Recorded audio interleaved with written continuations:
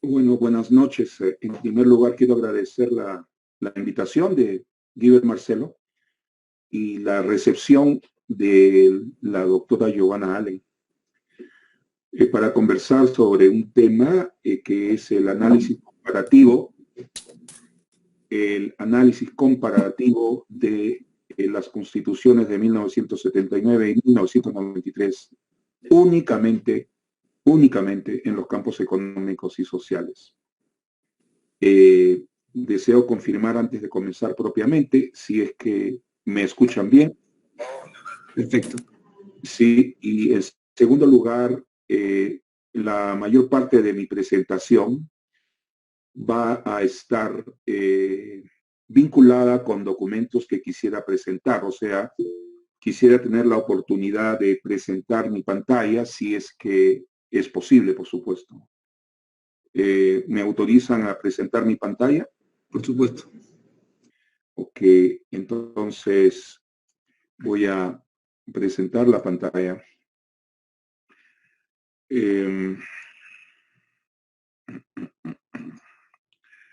Muy bien. Quisiera que me dé una confirmación si ustedes pueden ver este primer slide sobre los tres principales problemas de la economía peruana. Efectivamente. Ok. Muy bien. La primera pregunta que ustedes se harán es, ¿qué hace un economista metido en temas constitucionales? Y efectivamente es un poco extraño, ¿no? Pero yo no estoy propiamente inmerso en la discusión constitucional, sino estoy preocupado por los problemas económicos y sociales del Perú y su repercusión sobre una posible nueva constitución y sobre cuál ha sido la relación entre la constitución y los hechos económicos de los últimos 30 años. O sea, yo no soy un constitucionalista, ni un jurista, ni un abogado especialista en constitución. Soy simplemente un economista que tiene ciertas preocupaciones como profesional y que obviamente también tiene cierta ideología, porque todos nosotros, querámoslo o no, tenemos una particular manera de ver el mundo y recordemos pues que la ideología es una especie de anteojos ahumados que nosotros tenemos para ver la realidad. Creo que ustedes seguramente aceptarán de que cada uno de ustedes participa de una ideología y de la misma manera yo participo de una ideología. Pero justamente es por esa razón que antes de comenzar el análisis comparativo de las constituciones, yo quisiera explicarles cuál es mi preocupación, o sea, qué hay en mi cabeza cuando estoy hablando de los capítulos económicos y sociales de las constituciones. Es decir, cuál es mi preocupación, cuál es mi interés, qué busco, ¿no? Entonces, con este fin, he tratado de resumir aquí eh, cuáles son mis intereses, ¿no? Cuáles son mis intereses y mis objetivos, ¿no? En primer lugar, como economista, debo recordarles a todos ustedes que los principales problemas macroeconómicos de un país que deben ser resueltos por la política económica son, uno, la desaceleración del crecimiento económico, dos, el control de la inflación, tres, y el problema del desempleo. Las políticas económicas usualmente buscan enfrentar esos tres problemas. Sin embargo, a pesar que el desempleo es el principal problema humano de la economía, y este es un juicio de valor que yo estoy haciendo, yo no sé si ustedes lo compartirán, pero al menos para mí, y quiero ser explícito y claro, que para mí el principal problema humano de la economía es el desempleo. Y desafortunadamente el desempleo es un problema que los gobiernos de los últimos 30 años no han tenido en consideración. O sea, es una variable que no entra en la cuenta del éxito económico. El éxito económico se mide en función de un crecimiento económico acelerado o en función de una inflación controlada. Pero sobre el desempleo y sobre el subempleo, que como digo, es el principal problema humano de la economía, según mi particular forma de ver la economía. Sobre eso, la política económica se ha desentendido totalmente, ¿no? Entonces, Esa es la primera cuestión explícita que quisiera hacer. Ahora, en mi modo de ver, en el presente momento, el Perú tiene una serie de dilemas y desafíos. Y desde ya, y este, digamos, fue el tema de mi tesis de doctorado hace ya 17 años, mi punto aquí es que el problema que tenemos en el Perú es que cuando intentamos hacer algo en alguno de estos 4 campos, probablemente podamos tener éxito, pero vamos a, digamos así, desajustar el sistema económico y político en otros de los 4 campos.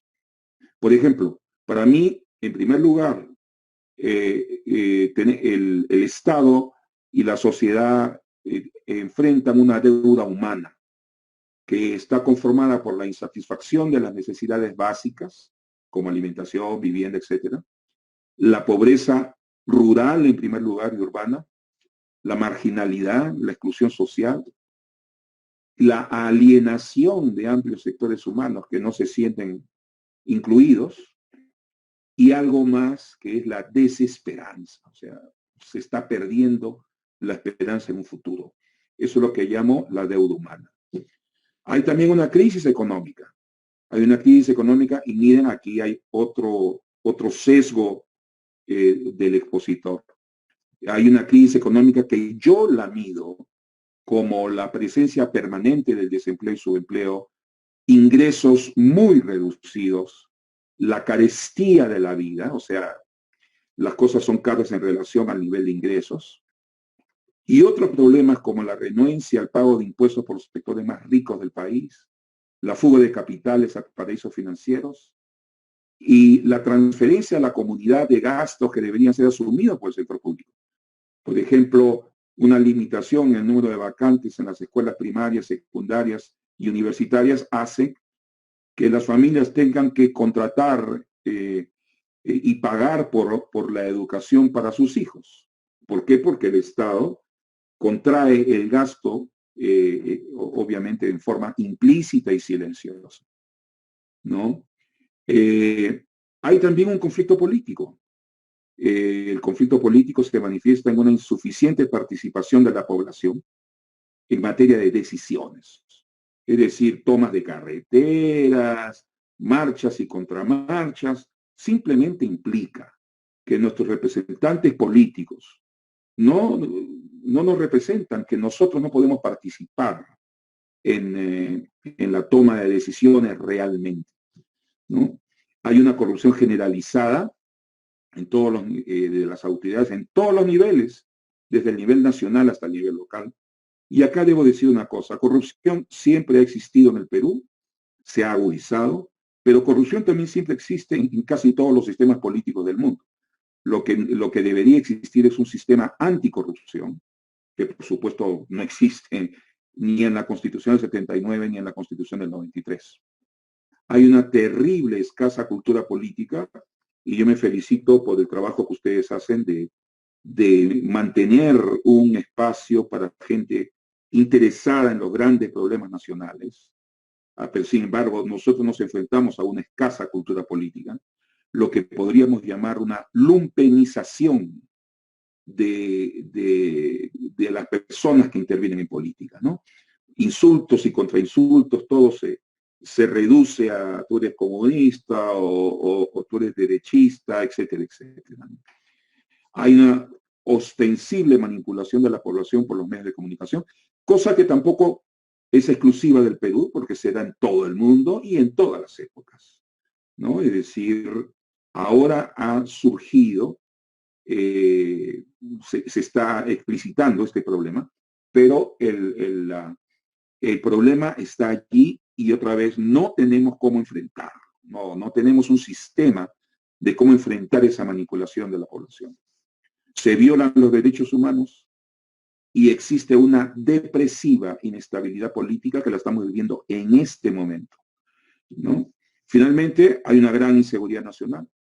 Fuerzas armadas y policiales insuficientemente preparadas, insuficientemente concientizadas, inseguridad interior, ¿no? Manifestada en bandas y drogas, y incremento del crimen y una inseguridad externa generada no por nosotros, sino por la carrera armamentista de naciones vecinas, particularmente en el sur.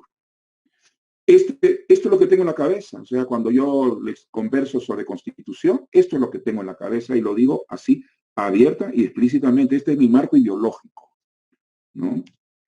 Ahora, el empleo para mí es fundamental. Entonces, les informo, esta es la situación del empleo en Lima Metropolitana hace 2 años, en el primer trimestre del año 2018. Miren, las personas que estaban total o parcialmente desocupadas eran el 60% de la población. Estas son cifras oficiales, ¿eh?, del Instituto Nacional de Estadística. Lo único que yo he hecho ha sido tomar las cifras y clasificarlas de otra manera. Por ejemplo, para el Instituto Nacional de Estadística, los subocupados o subempleados son personas empleadas. Para mí, yo las considero personas que están parcialmente desempleadas. O sea, y parcialmente, ¿por qué? Porque esta es gente que al no tener empleo o ingresos suficientes, simplemente está viviendo un problema a diario, ¿no? Entonces, miren, 60% de la población de Lima está total o parcialmente desocupada y 40% está ocupada adecuadamente, con un ingreso promedio de las personas que trabajan de $521 al mes, ¿no? Esa era la situación hace 2 años, en el primer trimestre del año 2018. Miren ahora la situación ahora. Esto es tercer trimestre del año 2020. ¿Se acuerdan que las personas total o parcialmente desocupadas eran el 60% de la población? Vean ahora, 79% de la población está total o parcialmente desempleado. ¿Se acuerdan que aproximadamente el 40% estaba adecuadamente empleado en el año 2018? La mitad ahora, solo el 21%, ¿no? Y el ingreso, ¿cuál era el ingreso promedio? $521 en el año 2018, $430 en este año. Entonces, como ustedes comprenderán, estas cifras les presentan a ustedes un terrible caldo de cultivo que puede mostrarle, ¿no?, que en cualquier momento podría haber en el Perú una explosión popular y social como la que estamos viviendo con los trabajadores agrícolas del norte y del sur. Porque la gente no está feliz, ni contenta, ni puede vivir en estas condiciones.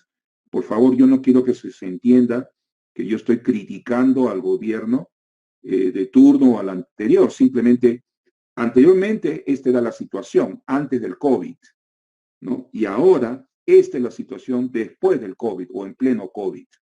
Y les vuelvo a repetir, para mí, en mi cabeza, esto es una preocupación. Esto es un asunto muy, pero muy importante para el Perú. Este es un problema importantísimo, pero como ustedes sabrán, mis estimados amigos, a nadie lo escuchan ustedes hablando sobre empleo, desempleo o subempleo, al menos que yo sepa. Muy bien.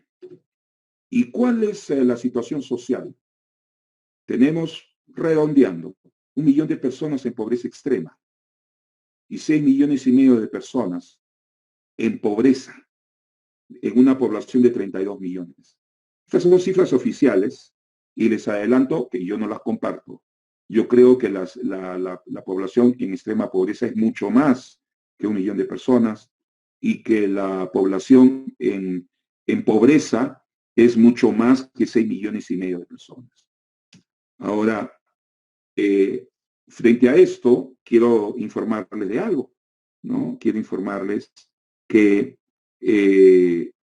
existe en los últimos 5 años o más una noticia que circula, que es que la clase media está creciendo como consecuencia del éxito del modelo económico, ¿no?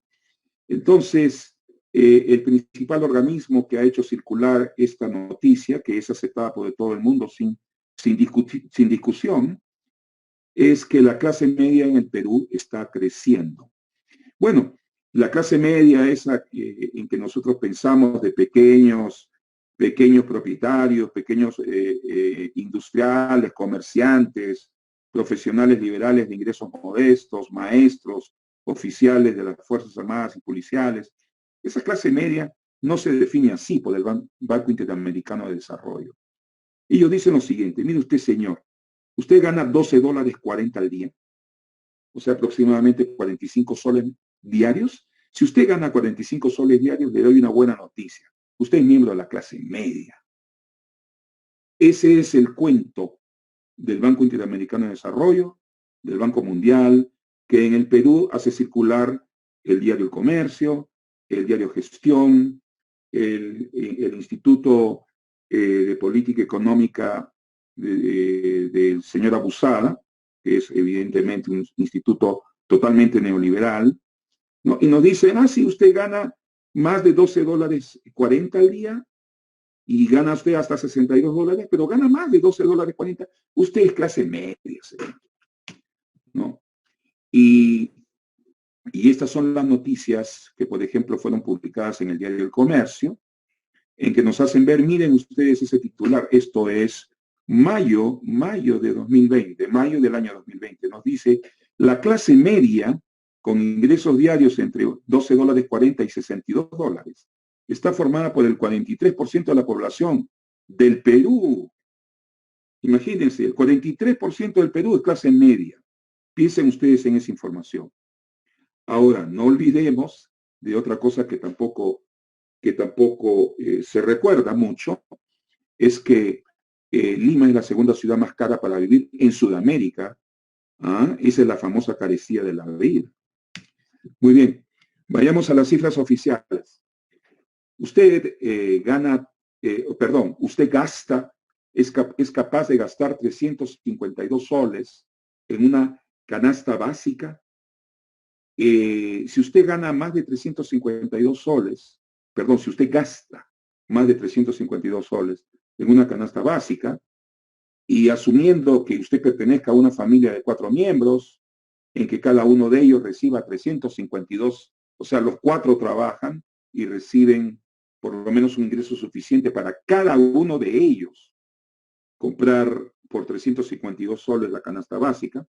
Eso significa que en un hogar de 4 miembros, el gasto debe ser de 1.408 soles mensuales.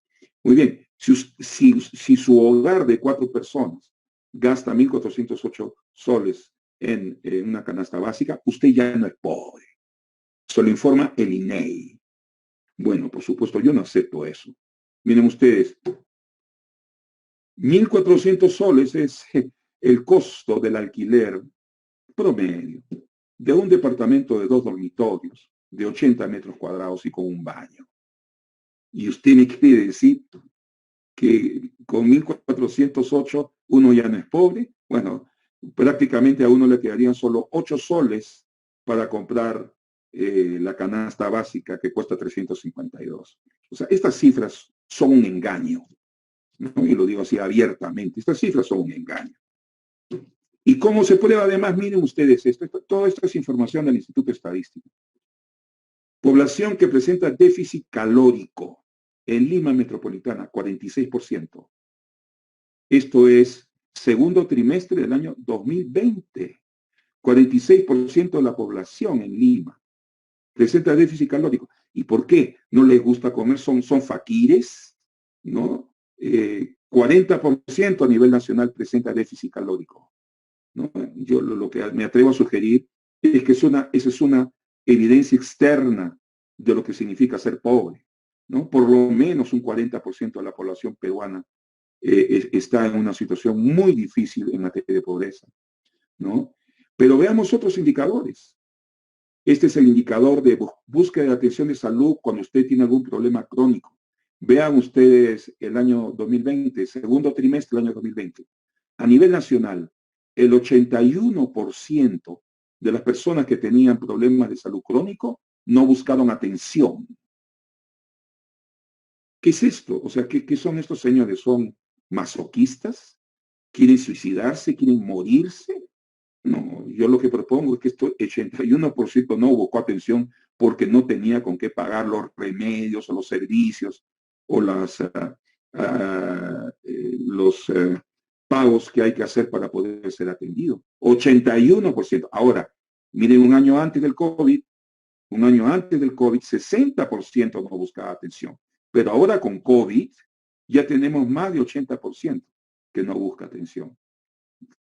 Sin embargo, 60% hace un año y 80% el día de hoy nos muestran que esa es población pobre, que no tiene con qué pagar remedios, medicamentos, exámenes especiales, etcétera. Ahora, algo más, si nos ponemos a pensar un poco en la clase media. Tenencia de bienes de transporte. Miren ustedes, a nivel nacional, ¿qué porcentaje de hogares tienen auto o camioneta? 10%. ¿Ok? Solo 10% de los hogares peruanos tienen un auto o una camioneta. Yo no digo que todo el mundo deba consumir gasolina, etcétera, etcétera. No, pero eso nos da una muestra de una escasa capacidad de consumo para el 90% de los hogares que no están incluidos en esa estadística, ¿no?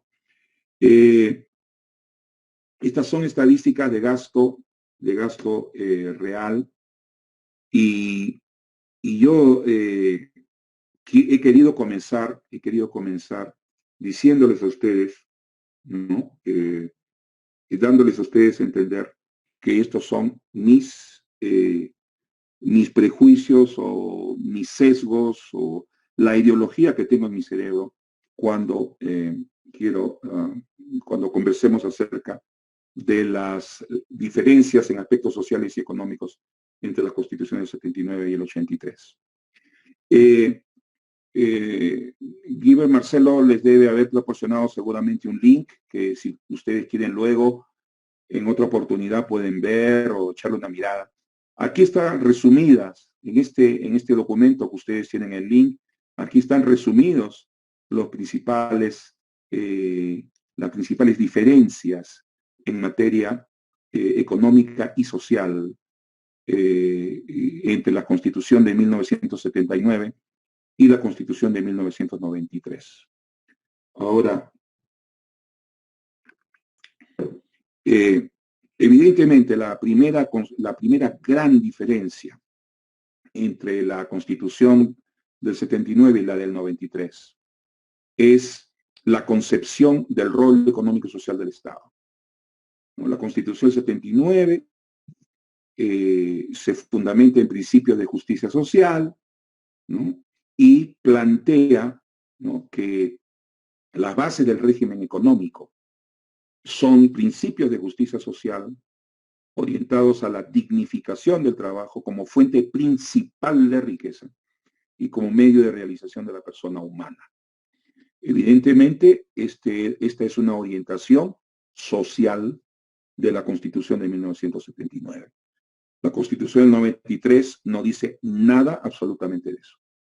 O sea, la Constitución del 93 no cree conveniente incluir ninguna mención a principios de justicia social en ella, ¿no? Ahora, con respecto a la eliminación de la pobreza, otra vez la Constitución del 79 exige que el Estado promueva condiciones económicas y sociales que eliminen la pobreza. Sin embargo, esa exigencia no es tan drástica en el caso de la Constitución del 93 y, sin embargo, existe en la Constitución del 93, ¿no? O sea, es un problema de tonos, ¿no?, de énfasis, pero el énfasis es obviamente más cargado, más fuerte en el caso de la Constitución del año 79. En el rol del Estado en el desarrollo económico y social, bueno, las redacciones son parecidas. El Estado promueve el desarrollo para la del 79 y orienta el desarrollo para la del 93, ¿no? Ahora, sin embargo, hay otros temas allí, ¿no?, que son en que ya se comienza a mostrar una diferencia entre ambas, ¿no? Vean ustedes lo que dice la Constitución 79 con respecto a los medios que tiene el Estado para cumplir su rol. El Estado debe promover el incremento de la producción y la productividad, la racional utilización de recursos, ¿no? La racional utilización de recursos. Perdón, cometí un pequeño error aquí. La racional utilización de recursos. El pleno empleo, miren ustedes, pleno empleo, ¿no? Y la distribución equitativa del ingreso. Aquí ya hay un compromiso, ¿no? Un compromiso del Estado, por ejemplo, a buscar el pleno empleo de la población y a participar en una distribución más equitativa del ingreso. Todo eso, por supuesto, no es aceptado por la Constitución 93. Ahí en la Constitución 93 se dice que el Estado actúa en las áreas de promoción de empleo, salud, educación, seguridad, etcétera, pero no se le dice que debe promover el incremento de la producción y la productividad, no se le dice que debe haber pleno empleo, ni mucho menos distribución equitativa del ingreso, ¿no? Con respecto a la promoción del Estado, este debe fomentar los diversos sectores de la producción. Esto significa que los diversos sectores de la producción deben estar en un permanente diálogo con el gobierno, con la finalidad de ver cuáles son las medidas de política que se deben aplicar. Y esa afirmación también es cambiada en la Constitución del año 93 por un estímulo a la creación de riqueza y una garantía de la libertad de trabajo y libertad de empresa, comercio e industria. Obviamente, la Constitución del 79 plantea la necesidad de la planificación concertada. Eso desaparece en la Constitución del 93. Con respecto a la forma de propiedad, se habla de un pluralismo, pero que incluye empresas estatales, empresas cooperativas, y ese pluralismo está bastante limitado, porque solamente deben existir en la Constitución del 93 empresas privadas y muy contadas con los dedos de la mano empresas públicas, ¿no? Con respecto al rol empresarial del Estado, que esto es lo más conocido, la Constitución del 93 plantea el rol subsidiario del Estado, y cosa que no es aceptada por la Constitución del 79, ¿no? Ahora, este rol subsidiario del Estado implica que no deben crearse empresas públicas, sino por una razón manifiesta de conveniencia nacional. Esto, yo reconozco que este artículo de la Constitución del 93 es una reacción en contra de la creación de empresas públicas que se manifestó en los años 70 y 80. Pero aún así, ¿no?, el Estado debe tener la posibilidad de realizar actividad empresarial. Por ejemplo, yo no entiendo Odebrecht, yo no entiendo muchas de estas compañías brasileñas que tomaron la construcción en sus manos. Yo no entiendo eso. Yo lo que entiendo es empresas privadas peruanas y una gran empresa estatal peruana en el campo de la construcción. Y aquí debo resaltar la necesidad de tener un arma de ingeniería en las Fuerzas Armadas del Perú, que esté también activo por ejemplo, en el campo de la construcción, en el campo del tendido de carreteras, etc. Esto es una limitación, esto es una grave limitación, el rol subsidiario del Estado. Ahora, reconozco, como digo, que han habido excesos, pero no se trata de tener excesos el día de hoy, ¿no? Por ejemplo, en la gran minería, ¿no?, el Estado podría tener, por ejemplo, el 33%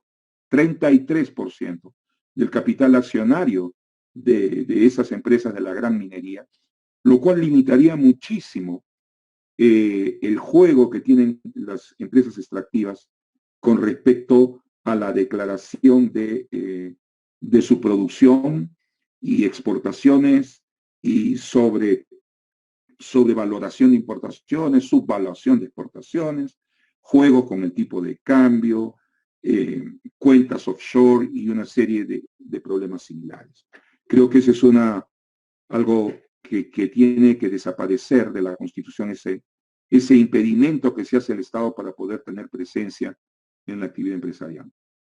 Algo que también es importante, en situaciones de crisis grave o de emergencia, el Estado puede intervenir la actividad económica con medidas transitorias de carácter extraordinario, ¿no? Y en la Constitución del 93 no se dice nada sobre eso, lo cual implica que podrían tomarse esas medidas, como por ejemplo se tomaron al comienzo de la epidemia del COVID, con estos paquetes de ayuda para los sectores empresariales y para algunos sectores de ingresos limitados en el país, ¿no? Claro, no se dice explícitamente en la Constitución del 93 que el Estado puede intervenir, pero al menos tampoco hay un impedimento, tampoco hay un freno como existe en el artículo de la subsidiariedad del Estado. La Constitución del 93 reserva ciertas producciones para peruanos o para el Estado, cosa que no es aceptada por la Constitución del 93. En lo que se refiere a la iniciativa privada, es obvio que la Constitución del 93 es mucho más profunda que la Constitución del 79. En materia de comercio exterior, por ejemplo, ya ustedes pueden ver aquí en este artículo claramente la presencia de criterios, ¿no? Por ejemplo, la Constitución del 93 dice el comercio exterior es libre, pero la Constitución del 79 dice es libre, perdón, dentro de las limitaciones que la ley determina por interés social o por desarrollo del país. O sea, ya hay dos condicionamientos en la del 79 que no existen en la total libertad de la Constitución del año 93. Entonces, evidentemente la Constitución del año 93 es una constitución básicamente liberal en materia económica, y la Constitución del 79 es una constitución mixta, aunque vuelvo a reconocer por tercera vez que los excesos producidos en el primer gobierno de García entre 1985 y 90 condujeron a esta reacción que es la Constitución del año 93. Bueno, y aquí quisiera yo hacer una mención. Uno de los problemas de la Constitución del año 93 es el freno que pone, por ejemplo, a la participación del Estado en la economía. Ya he dicho, por ejemplo, participar en el capital accionario de las empresas mineras en un 30 o 33%. Eso no es estatismo, ¿no? Eso no es controlismo. Eso simplemente es presencia del Estado y ver qué están haciendo con nuestros recursos, qué están haciendo con los mineros, qué están haciendo con los juegos financieros, qué están haciendo con los depósitos en el exterior, ¿no? Entonces, reconozco que hubieron graves excesos en el año 85 al 90 que condujeron a esta reacción del año 93, pero eso no significa que tengamos que seguir con ese bozal o con esa limitación implantada por la Constitución del 93 en lo que se refiere al rol empresarial del Estado, ¿no? En lo que se refiere al Banco Central y al sistema bancario, hay dos o tres cosas que son importantes, ¿no? Y estas son, en primer lugar, que la Constitución del 93 normó taxativamente que el Banco Central no puede conceder financiamiento al erario. Esa restricción no existía en la Constitución del 79, ¿no? Creo que ese es otro freno que puede ser necesario para evitar locuras, pero en caso de emergencia puede ser grave. Vamos a suponer un caso de guerra internacional o un caso de crisis como la actual, de crisis de salud, ¿no? el gobierno inicialmente ha emitido bonos por 4.000 millones de dólares.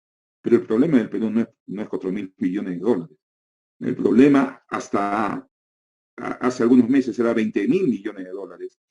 Y ahora la reactivación del aparato productivo va a significar algo más todavía. Entonces, algo de eso será endeudamiento, algo de eso será inversión privada y algo de eso también podría ser apoyo del Banco Central en estos momentos, ¿no? En segundo lugar, la Constitución del 79 planteó un rol social para el sistema bancario, que incluía apoyar a las diversas regiones, a los diversos sectores. La Constitución del 93 no dice nada al respecto, ¿no? Y esas son las principales diferencias, ¿no? En cuanto a capital, inversiones y derechos de propiedad, ustedes ya se podrán imaginar que la Constitución del año 93 es bastante radical en su defensa total al derecho de propiedad, y lo cual incluye, por ejemplo, que si un Estado quisiera hacer una expropiación, tendría que pagar al contado el valor de mercado del bien expropiado, y no con bonos, sino con dinero en efectivo, ¿no? Eso está planteado en el artículo 70 de la Constitución. O sea, hay una práctica imposibilidad de efectuar una expropiación. Con respecto a las condiciones para la inversión nacional y extranjera, ellas se someten a las mismas condiciones. En la Constitución del 93, en la Constitución del 79 se daba preferencia a lo peruano, ¿no?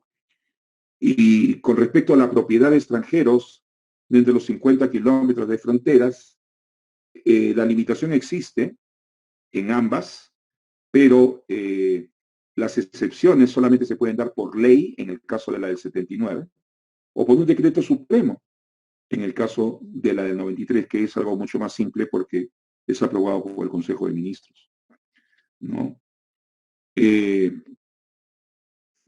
Con respecto al tratamiento diferenciado de las empresas privadas y públicas, sí hay en la del 79 y no se permite en la Constitución del año 93, ¿no? Como pueden ustedes ver, se tratan de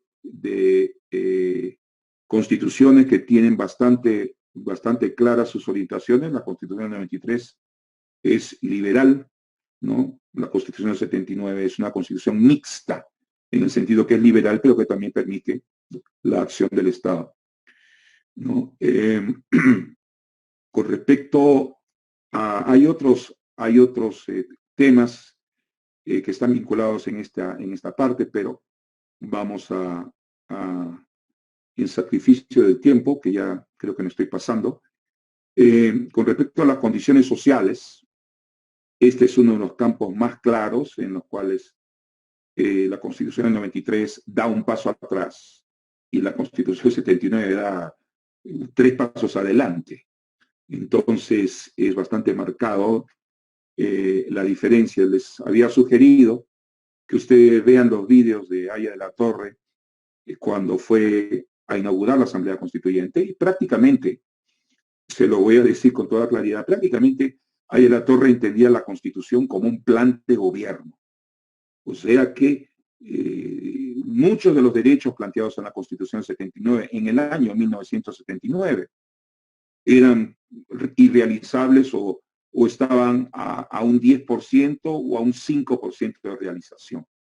Ahí la Torre entendía que lo señalado en la Constitución del 79 era como un derrotero, era como una guía para la acción, y él lo dijo claramente: la Constitución del 79 será la primera constitución del siglo XXI.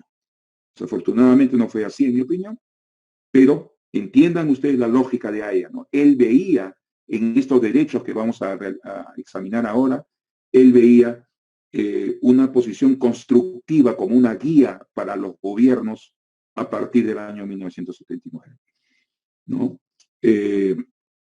Vamos a ver cuáles son las principales cuáles son las principales diferencias entre estas constituciones, ¿no? En primer lugar, se eliminan en la Constitución del año 93 derechos que fueron consagrados en la del 79. Por ejemplo, en la Constitución del 79, ustedes van a ver, se reconoce el derecho a alcanzar un nivel de vida adecuado, el derecho de las personas. Se recortaron también derechos constitucionales, por ejemplo, el derecho a la educación gratuita en el nivel superior solo es válido con condicionamientos. Y en tercer lugar, se produce una reducción encubierta de los derechos constitucionales, ¿no? Por ejemplo, en la Constitución 79, a pesar que no se cumplió, y como les digo, me parece un derrotero, un camino que se debió haber seguido.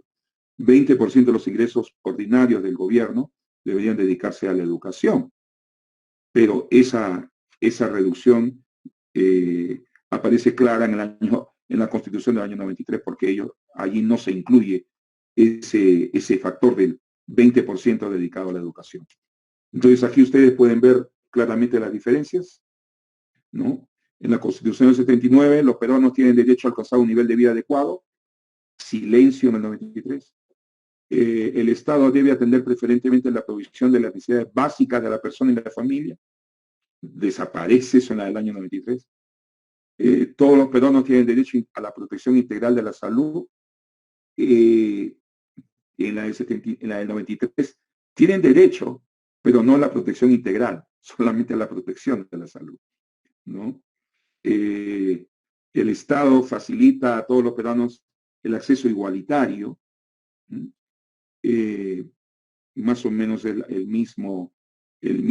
misma redacción. Las diferencias son en los condicionamientos de una calidad adecuada y con tendencia a la gratuidad que aparece en la Constitución 79 y que no aparece en el 93.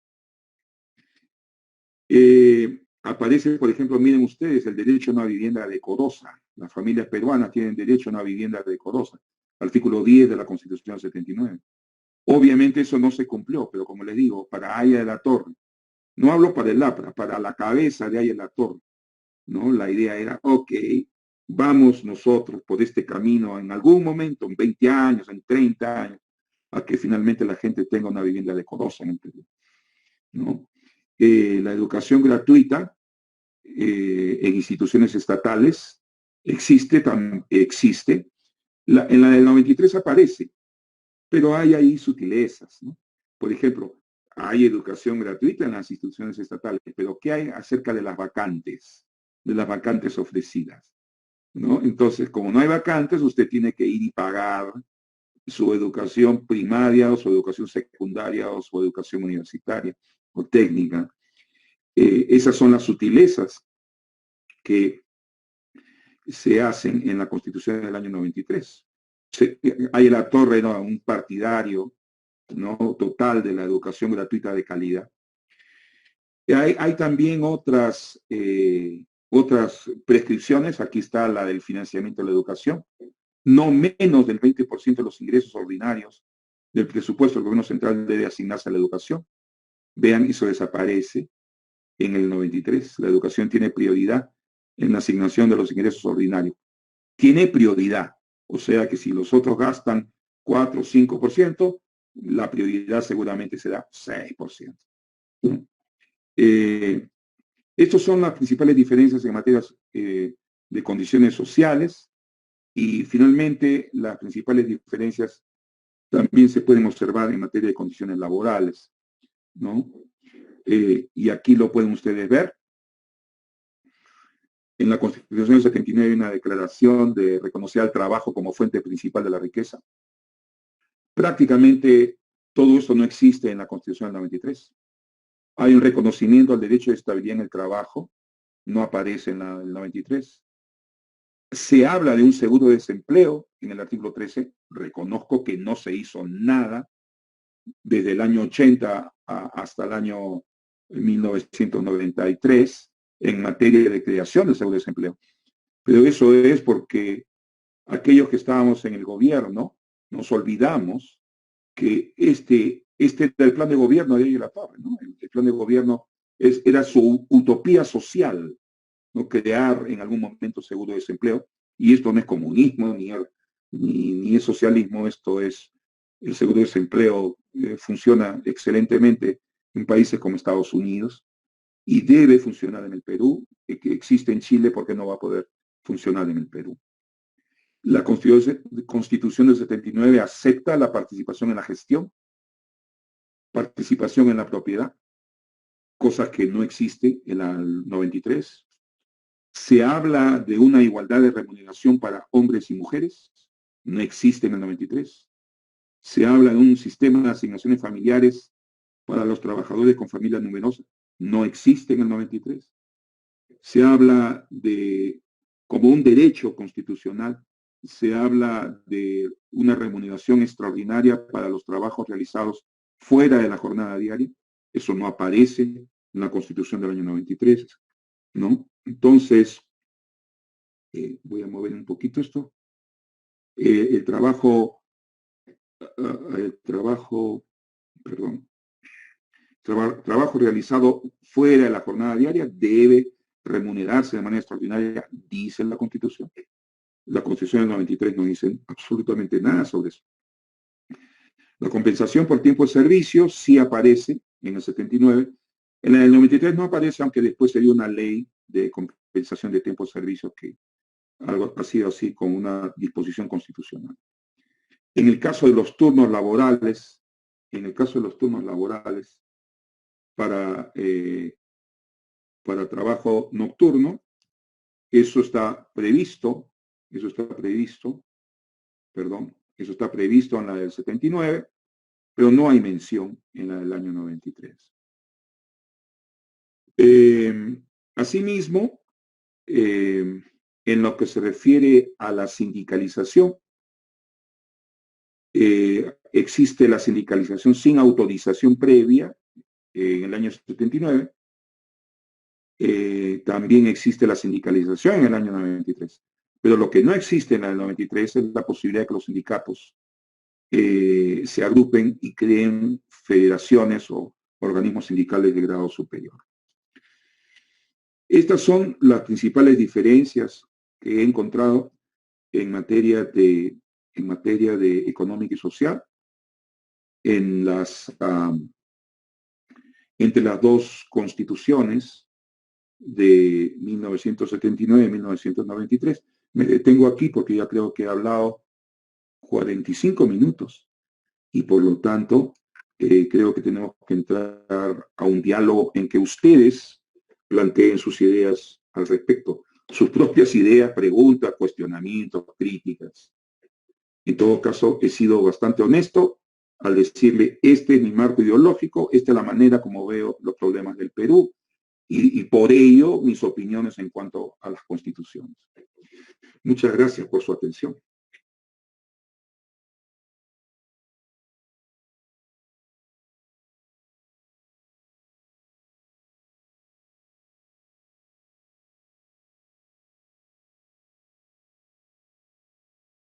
Muy bien, la impresión personal que tengo es que la Constitución del 93 fue aprobada con la finalidad de viabilizar el camino legal de la privatización del aparato productivo y el aparato productivo de propiedad del Estado. Si usted quería privatizar en el marco de la Constitución 79, obviamente lo podía hacer, pero esto iba a tener una defensa en el Congreso y una defensa también de ciertos economistas y de ciertos medios. Y yo creo que la dirección neoliberal del país en el año 93 dijo, muy bien, lo mejor que podemos hacer es establecemos que el Estado no tiene actividad empresarial. Como consecuencia de ello, vendemos todo, ¿no? Sin ninguna excepción. Creo que ese fue el gran cometido, el gran fin, el gran objetivo que tuvo la Constitución del año 93. Es decir, dar una base legal a la privatización del aparato productivo estatal. Ahora, la parte que no entiendo es en qué manera se hace inaplicable la Constitución del año 79 o del año 93. Al respecto, yo quisiera mencionar lo siguiente, quisiera mencionar un ejemplo.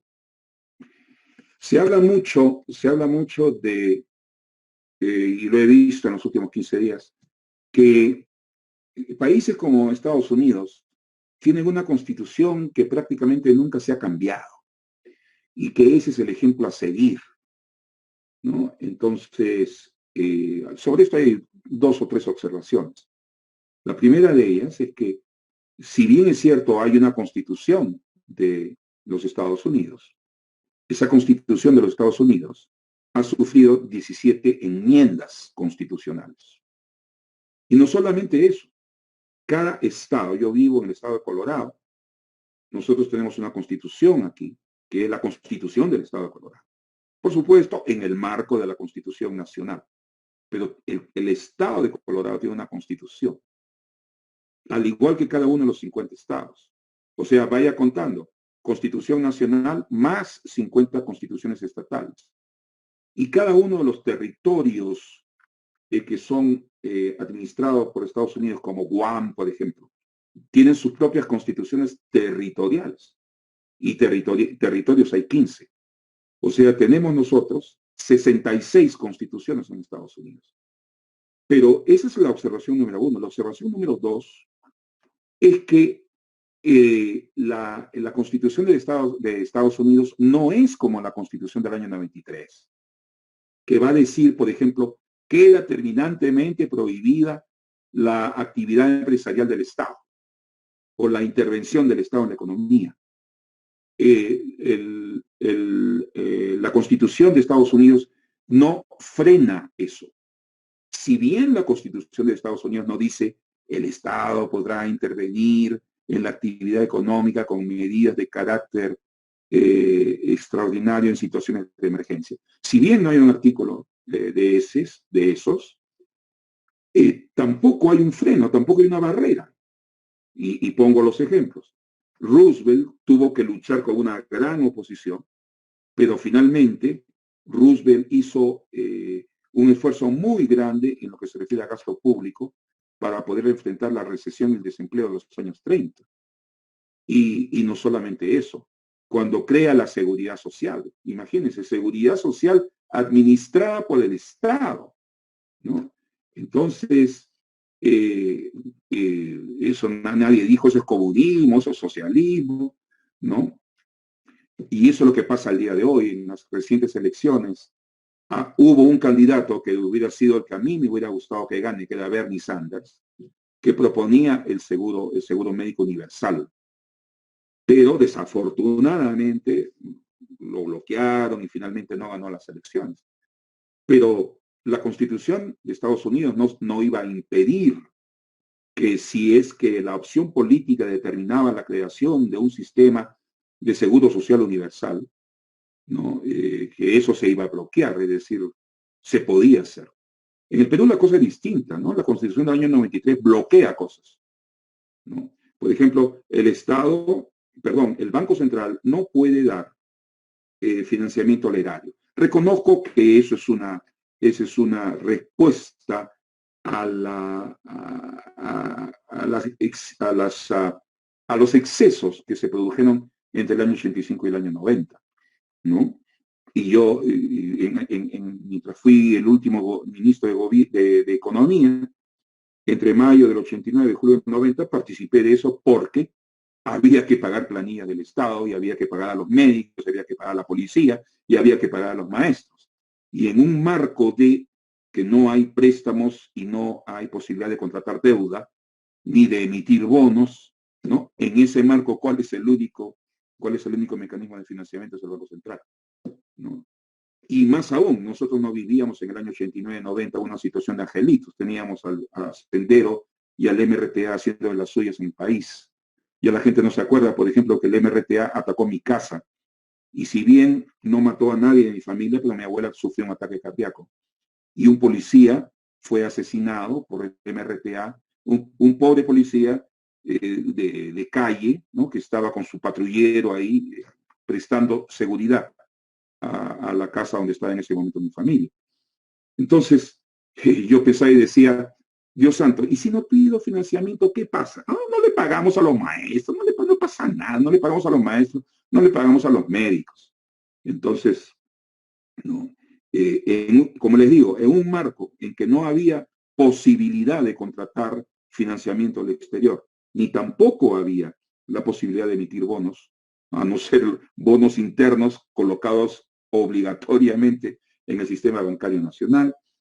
En esas circunstancias, al menos en mi parte, yo tuve que recurrir a ese mecanismo. Pero si yo hubiera comenzado en julio del año 85, yo no me hubiera lanzado a hacer todas las cosas que se hicieron, porque un punto fundamental del plan del Perú que defendimos los apristas en el año 85 era reforma tributaria basada en impuestos directos, porque reconocíamos que el Estado tenía una caja fiscal tuberculosa y que si no se hacía una reforma tributaria desde el primer día iban a haber graves problemas. Y en segundo lugar, tenemos que reconocer el grave problema de divisas del país. Imagínense, si usted no va a pagar la deuda, por consiguiente no va a recibir préstamos. Y en una etapa de vacas flacas en materia de precios de materias primas internacionales, íbamos a tener serias limitaciones en la generación de divisas. Sin embargo, las divisas se agotaron y la reforma tributaria no se realizó porque en esa etapa de los 2 o 3 primeros años, la alianza era con los 12 apóstoles y los 12 apóstoles se iban a perjudicar con una reforma tributaria basada en impuestos directos. Luego, lo que cargamos el muerto, a partir de mayo del 89, tuvimos simplemente que enfrentar la realidad con los instrumentos que teníamos a nuestra mano. Sin embargo, reconozco pues que la imposibilidad que tiene el Banco Central de dar financiamiento al gobierno central es una respuesta a los excesos. Pero también quiero decirles una cosa, en este momento hay una guerra internacional y en este momento no vamos a estar emitiendo bonos y si el gobierno necesita financiamiento, ¿no? Y no tiene financiamiento, evidentemente el Banco Central debe proporcionar financiamiento de emergencia. Al menos para mí es algo natural. Es una situación de emergencia total. Sin embargo, de acuerdo con la Constitución, el Banco Central en ese momento dirá, señores del Estado peruano, nosotros no vamos a financiar en absoluto el gasto público porque somos prohibidos por la Constitución, ¿no? Y si el Estado, por ejemplo, en materia de COVID, hubiera querido intervenir Gamarra o a los industriales textiles y ordenar la producción, vamos a suponer, de mascarillas desde el primer momento, no lo puede hacer, porque ese tipo de medidas significarían un abuso de la propiedad del sector privado y cosas por el estilo. Entonces, noto con mucha preocupación esos frenos que no existen en la Constitución de Estados Unidos, pero reconozco, ¿no? Que teniendo en cuenta la calidad, que es lo que ustedes buscan como proactiva ciudadana, la calidad del político, ¿no? Como político, como estadista y conocedor de la realidad del país, yo reconozco pues que el día de hoy esto es patético, ¿no? Conversaba con asistentes como Héctor Alba y como Jesús Guzmán, ¿no? ¿Qué tiempos aquellos de los años de la Constituyente, por ejemplo? Es decir, pongamos, ¿quiénes estaban en la Constituyente? Estaba Bedoya, estaba Laiza Grundi, estaba Ramírez del Villar, ¿no? ¿Quiénes estaban en la Constituyente por el sector izquierdista? Estaba Hugo Blanco, estaba Javier Descanseco, estaba Jorge del Prado, ¿no? ¿Y quiénes estaban por el ACA? Estaba Ayala Torre, estaba otros grandes líderes, Luis Alberto Sánchez. Qué tiempos aquellos, ¿no? Yo lo comparo con la selección peruana de fútbol, ¿no? Esos tiempos de Cubillas, Sotil, Velázquez, Cueto, qué tiempos aquellos, ¿no? Al igual que en la política, que pude ver a esos grandes de la política peruana, también pude ver a esos grandes del fútbol peruano. Y cuando hoy vemos la realidad política y futbolística, vemos que estamos en una etapa de vaca flaca, ¿no? Porque imagínense, nosotros aquí, ciudadanos individuales, estamos discutiendo problemas importantísimos para el Perú, ¿no? Y en la calle lo que se está discutiendo es si tú eres rábano o rojo, o comunista, o terrorista, o vizcarrista, o estás en contra o a favor de Sagasti. Es decir, no estamos, la clase política, la clase dirigente peruana, no está pues a la altura de los problemas que tiene nuestro país, ¿no? Y como ustedes muy bien dicen, y al menos lo dice Guiber Marcelo, que se están preparando para el 2026, sí, lógico, ¿no? Porque esto no se prepara en 1 o 2 meses, esto se prepara pues a lo largo de años, ¿no? De confluencia, de profesionales, de gente honesta, decente e interesada en el caso peruano. Eso es lo que puedo decir con respecto a esta pregunta. Discúlpenme la extensión.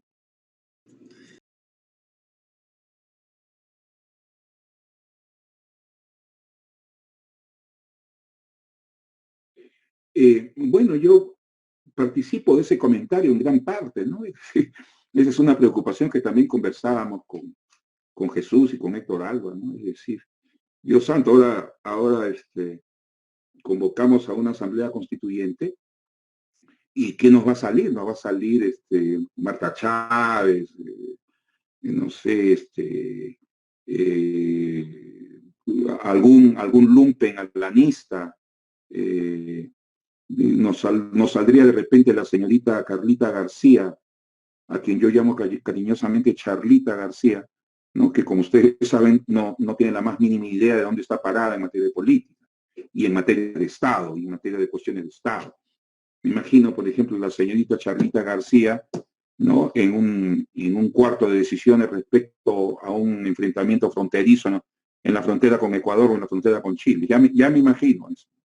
O sea, yo participo totalmente de la observación que hace en el sentido de que la calidad de los políticos es bajísima, ¿no? Casi nula, ¿no? Aquí no hay estadistas.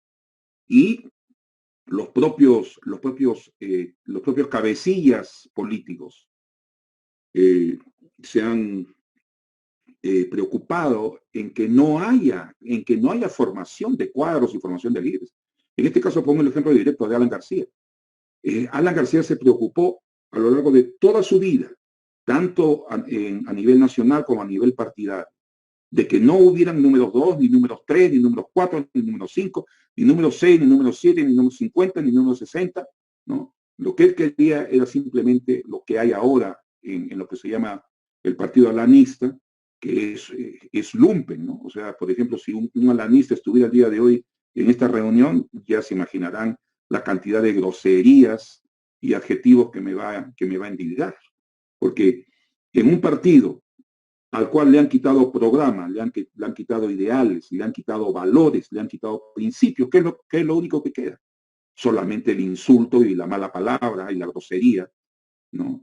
Entonces yo participo totalmente de esa idea de que estamos muy mal, que los políticos no están formados como estadistas, y eso son años, inclusive décadas de práctica, de estudio, de preocupación, ¿no? De intercambio de experiencias. Yo mismo, por ejemplo, muchas veces he pensado, ¿no? y hablo de la ex ministra Tony Alban, cuando veía a esta chica, ¿no? Cuando veía a esta chica al comienzo de la pandemia, decía, pobre mujer, Dios santo, pobre mujer, lo que tiene que enfrentar, ¿no? Yo me acordaba de mi propia experiencia y decía, agradezco no estar ahí, ¿no? Porque qué tal responsabilidad enfrentarse a algo desconocido, ¿no? Ahora, que haya tenido errores, que le haya entrado dinero a los agentes económicos incorrectos, eso es otra cosa. Pero enfrentar a una persona tan joven una situación como la que vivió el Perú en el primer semestre de 2020 es algo realmente muy, muy preocupante, ¿no?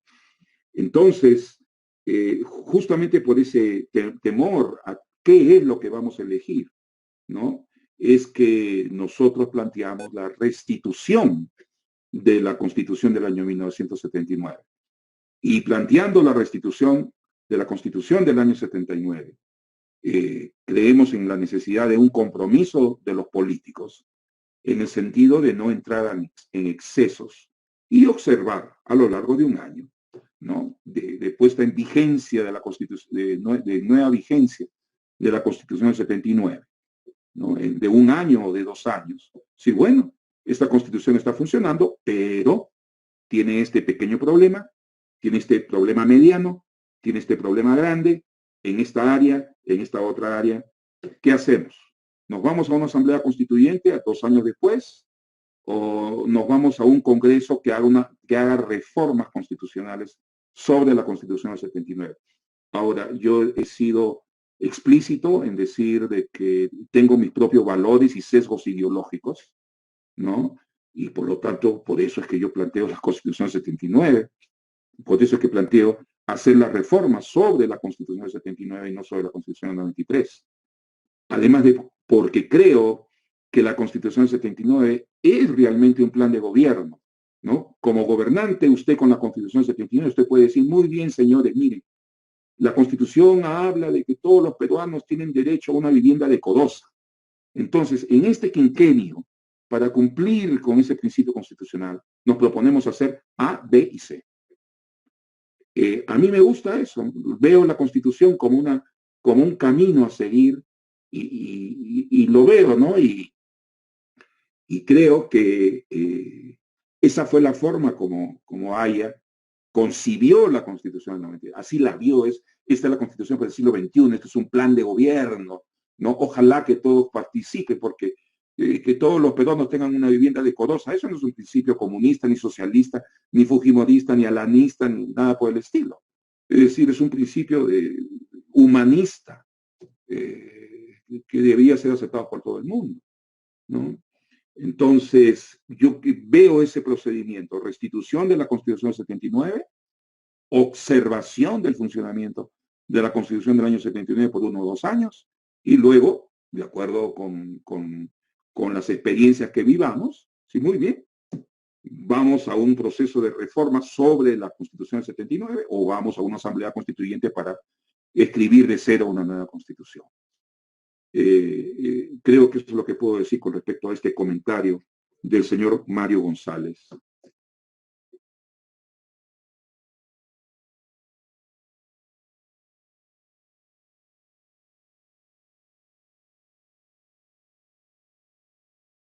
Bueno, esa es la diferencia que plantea al comenzar esta exposición.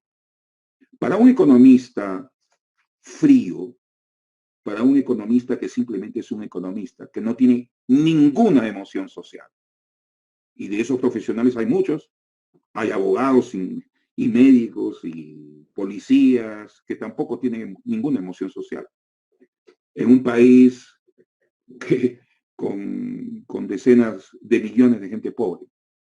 Pero en una situación de esta naturaleza, ¿no? Yo lo que planteo es lo siguiente: éxito económico. Ok. Control de inflación, éxito. Crecimiento, éxito. Combate al desempleo, fracaso. O sea, yo calificaría lo que ha dicho Juan, diciendo lo siguiente: sí, la política económica ha sido un éxito desde el punto de vista de control de la inflación y de estímulo al crecimiento, pero ha sido un fracaso en lo que se refiere a la generación de empleo, al combate a la desigualdad, al combate a la pobreza en los ingresos.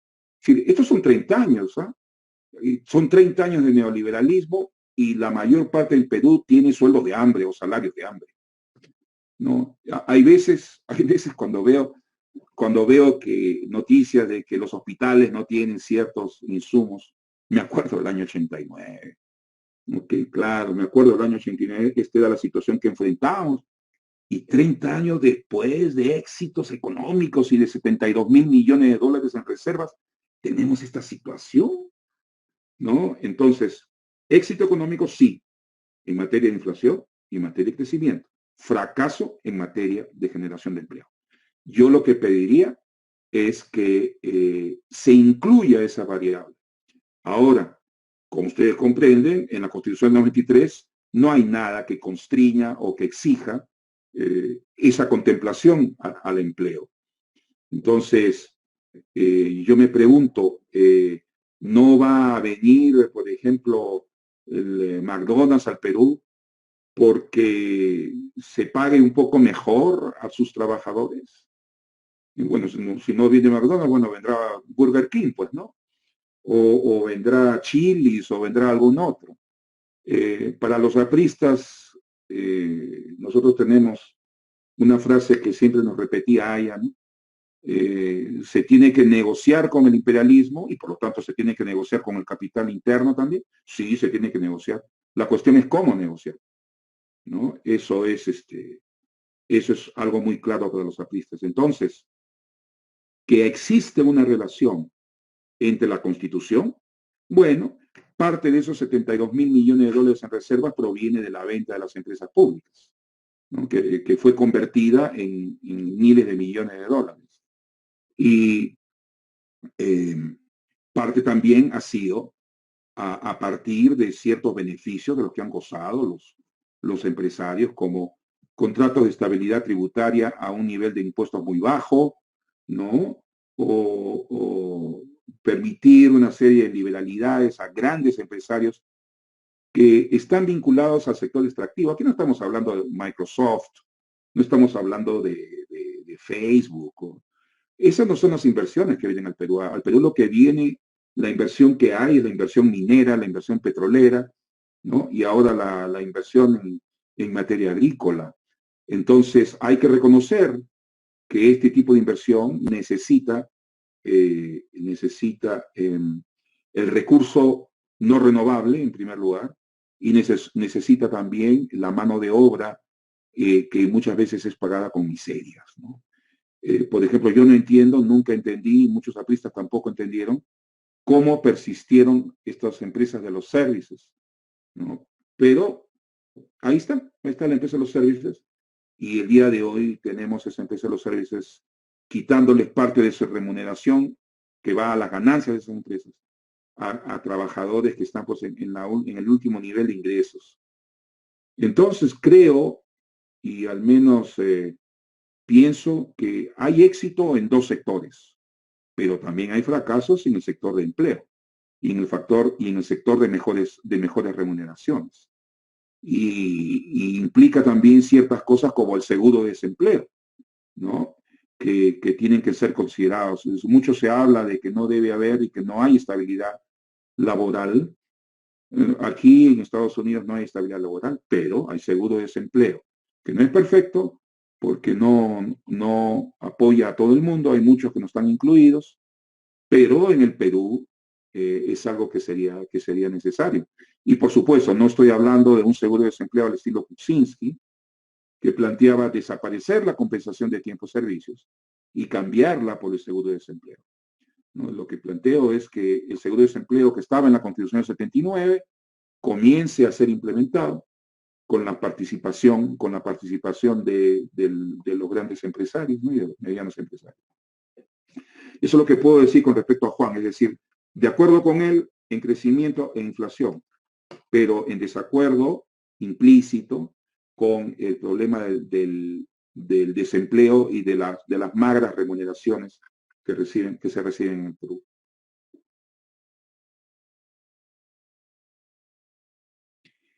Bueno, aquí tenemos el asunto de la propuesta del seguro de desempleo, que como les digo, es el artículo 13 de la Constitución del año 79, ¿no? O sea, esto no es Kuczynski, mucho menos esto es Vázquez, esto es la Constitución del 79. Ese plan de gobierno para el siglo XXI, del cual hablaba ahí el autor, ¿no? Pero, claro, esa idea es buena, pero ahora la pregunta es cómo implementarla. Es decir, ahí necesitamos capacidad técnica, calificación, ¿no? Y obviamente la Superintendencia de Banca y Seguros es un organismo que está controlado por intereses que son justamente los que tendrían que ser controlados por la Superintendencia de Banca y Seguros, ¿no? Ahí está el grave problema, pues, del político, del estadista, ¿no? De las clases dominantes y de las clases gobernantes. Y esa es la gran diferencia que nosotros tenemos con Chile, ¿no? En el caso de Chile, ellos, a pesar de todas sus diferencias políticas, tenían claros una serie de acuerdos, ¿no? A pesar de que habían radicales y liberales y, y de otras vertientes políticas, ¿no? Todos estaban de acuerdo que Tarapacá tenía que ser para Chile, porque ese era el recurso que había que capturar. Y podría ser de derecha o de izquierda, de centro, pero todo el mundo estaba de acuerdo en ello. Y además de eso, había una mucho mayor honradez que la existente entre los políticos peruanos, desafortunadamente. Desafortunadamente. Entonces, lo que dice Wilson Roa y lo que dices tú respecto a una superintendencia de Banca y Seguros es otra vez lo que podría estar sucediendo en el directorio del Banco Central de Reserva, ¿no? Es decir, qué intereses económicos y sociales están en el directorio del Banco Central de Reserva y qué intereses están en el Tribunal Constitucional, ¿no? En todo orden de cosas, esto involucra un acuerdo, pero de políticos, pues, de políticos de décimo nivel, o sea, gente de muy alto raciocinio, que reconociendo que uno es de izquierda y que el otro es de derecha y que el otro es de centro, tomen ciertos acuerdos y sobre los cuales debemos caminar y debemos enfrentar. Es decir, no se trata, por ejemplo, de expulsar a los empresarios y banqueros del Banco Central de Reserva, pero sí se trata de poner a gente inteligente y capaz, ¿no? Que represente los intereses del ciudadano común y corriente y que no esté identificado con esos intereses de los grandes banqueros, ¿no? Lo mismo pasa con la Contraloría. La Contraloría. Es decir, me pregunto si no deberíamos cambiar de nombre a la Contraloría, ¿no? Porque desafortunadamente en las grandes estafas la Contraloría no ha tenido mayor papel, ¿no? Pero yo me imagino qué pasaría si la Contraloría tuviera gente en su dirección como Juan Pari, por ejemplo, o como Sergio Tejada. Me imagino un mundo totalmente distinto, ¿no? Entonces, los principales organismos del Estado no tienen que ser objeto de captura por parte del grupo político que se ha apoderado del Estado en estas elecciones, ¿no? Y deben haber grandes líderes, ¿no? Que se sienten en una mesa y dicen, muy bien, ¿qué vamos a pensar por el Perú? Es decir, ¿cómo vamos a afrontar esto? No podemos seguir, ¿no? En este tipo de Vizcarra es corrupto, es una rata, y que Sagasti está casado con mujer chilena y que las hijas son chilenas. ¿No? Son tonterías, ¿no? El Perú está por otro lado y tiene problemas muchísimo más serios que las tonterías que se están discutiendo en este momento. Pero la pregunta es, ¿tenemos esos políticos? Quizás en el año 80 sí los teníamos, ¿no? Quizás en el año 80 si se sentaran Barrantes, Villanueva, Townsend, Bedoya, Javier Descanseco, se podrían poner de acuerdo y luego, obviamente, cada uno de ellos está respondiendo a ciertos intereses. Y el ganador sería el caso, el Perú, me parece. Es lo que puedo decir con respecto a la pregunta de Wilson Roa o el comentario de Wilson Roa.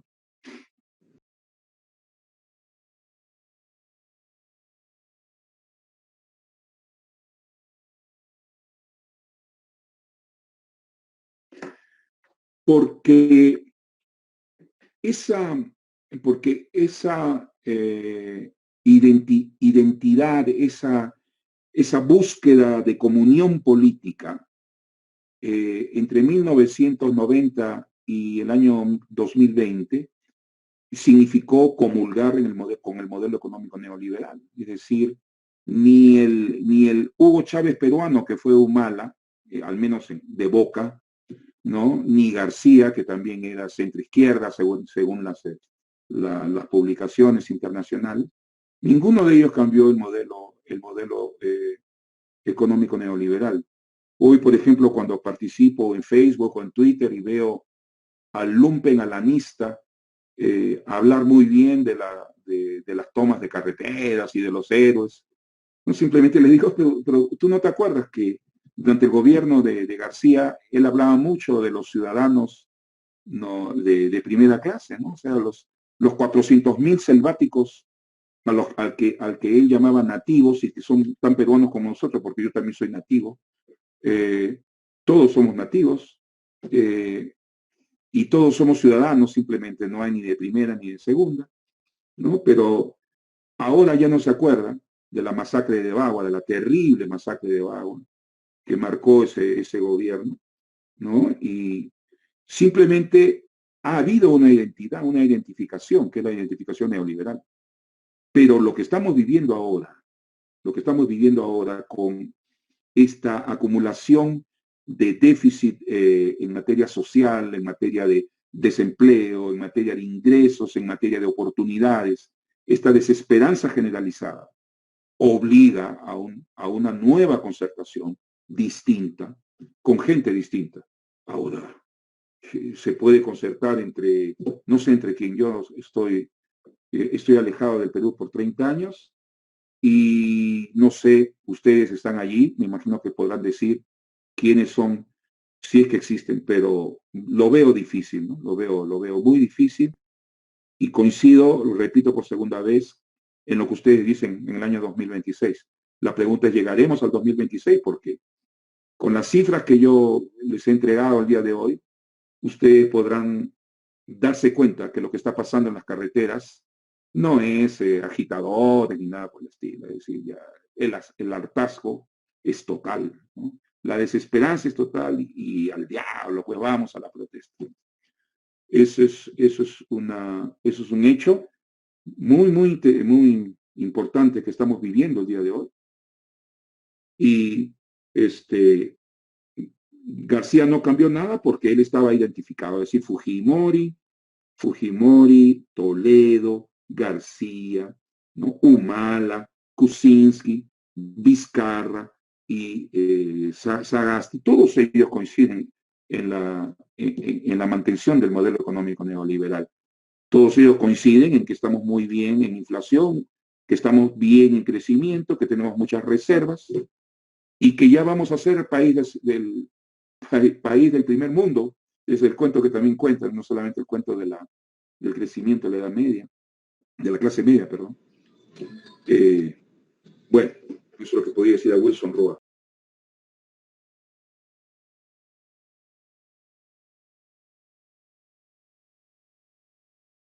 Yo lo que pienso es que todos los candidatos son gente sin mayor preparación. Quizás ahí se habla de Hernando de Soto preparado, pero el caso de Hernando de Soto está preparado solamente en un lado del problema, que es el lado ideológico, económico. Pero yo personalmente soy muy pesimista cuando veo eso. Soy pesimista de quienes están presentándose a las candidaturas presidenciales, ¿no? Y de quienes están presentándose a las candidaturas congresales. Es decir, no puedo hablar de ningún otro partido más que del partido que yo llamo alanista, el partido alanista, porque me niego a llamarle partido atlista. El partido alanista, me imagino que Roque Benavides debe estar muy contento de tener a Nidia Vilches de candidata a la presidencia.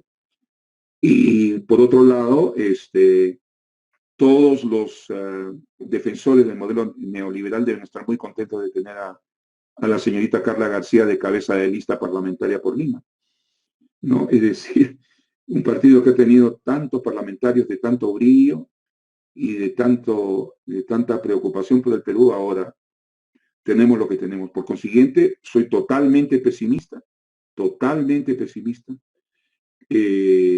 tanto a nivel presidencial como a nivel parlamentarios. Sin embargo, esfuerzos como los de ustedes, a pesar de que son pequeños grupos, son muy loables y eso es lo que habría que hacer, ¿no? Gente que piense más o menos de la misma manera, preocupada realmente en los problemas nacionales, debería ser la que ocupe, pero discúlpeme, pero no veo en la gente que está candidateando, ni tengo confianza en ninguno de ellos.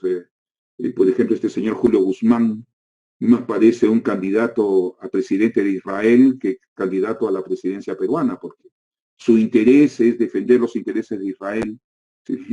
Dios santo, ¿qué es esto, no? Y ni qué decir pues de la señora Keiko Fujimori. Es decir, veo con mucha preocupación, con desaliento, con pena la situación del Perú.